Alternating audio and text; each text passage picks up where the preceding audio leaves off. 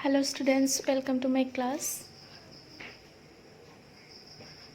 Exercise 2.5 or question number 7 chaba. উপযুক্ত অভেদ ব্যৱহাৰ কৰি মান নিৰ্ণয় কৰিব দিছিলে। প্ৰথমটো আছে 99 হল কিউব। 99 টো আমি কেনেকৈ লিখিব পাৰোঁ বাৰু? 100 minus 1. 99 হল কিউবটো আমি ডাইৰেক্ট পূৰণ কৰিও কৰিব পাৰোঁ। 99 into 99 into 99 এইটো ক্লাছ 3 আৰু 4ৰ ষ্টুডেণ্টেও পাৰিব পূৰণ কৰিব। কিন্তু আমি অভেদ ব্যৱহাৰ কৰিব লাগিব। অভেদ ব্যৱহাৰ কৰিলে হ'লে আমি 100 minus 1 লিখিম, সেইটো হল কিউব। এতিয়া ফৰ্মুলাটো আছিলে x minus y hall cube equal to x cube minus y cube minus 3xy into x minus y। 100 কিউবৰ ঠাইত আমি কি হ'ব? 1ৰ লগত 6টা শূন্য হ'ব। 60 minus 1 minus 300 into 100 minus 1 টো মই 99 কৰি দিলোঁ। হল 99 equal to 10 lakhs minus 1 কিমান হ'ব? 999999 6টা হ'ব minus 1 আছে।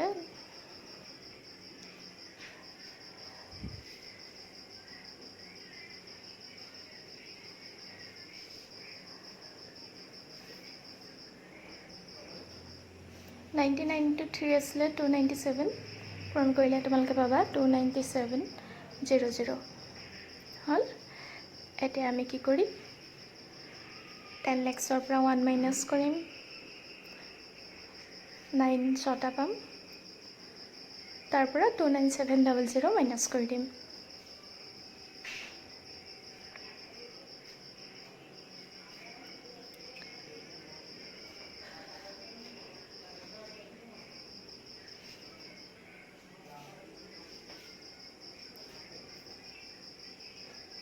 মাইনাছ কৰিলে আমি কিমান পালোঁ চোৱা?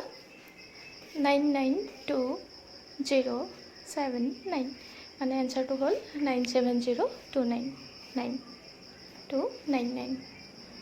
This is the answer. Next আমি ৰোমান 2লৈ যাম।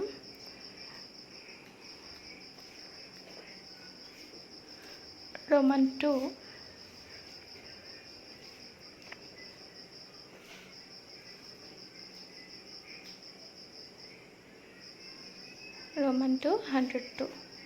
102 হল কিউব। এবাৰ আমি কি লিখিম? 100 plus 2 হল কিউব।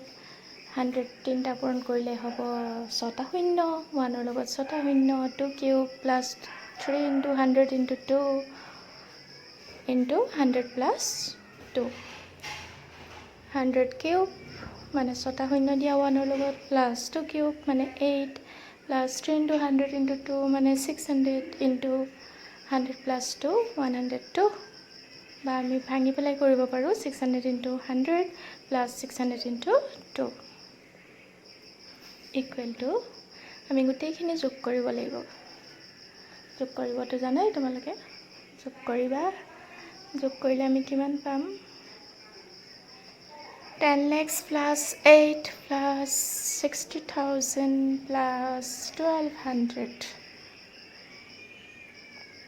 10 lakhs আগৰ পেজটো চাই লৈছোঁ, তোমালোকে ফৰৱাৰ্ড কৰি চাই ল'বা ভিডিঅ'টো। 10 lakhs plus 8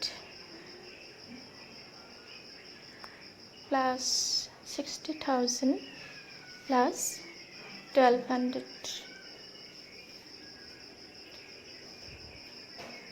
equal to গোটেইকেইটা প্লাছ কৰা। প্লাছ কৰিলে আমি কিমান পাম?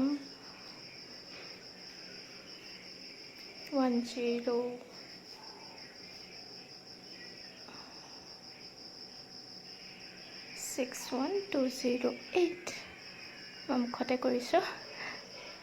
821,601,106,1208 106,120,8 208. This is the answer. Thank you.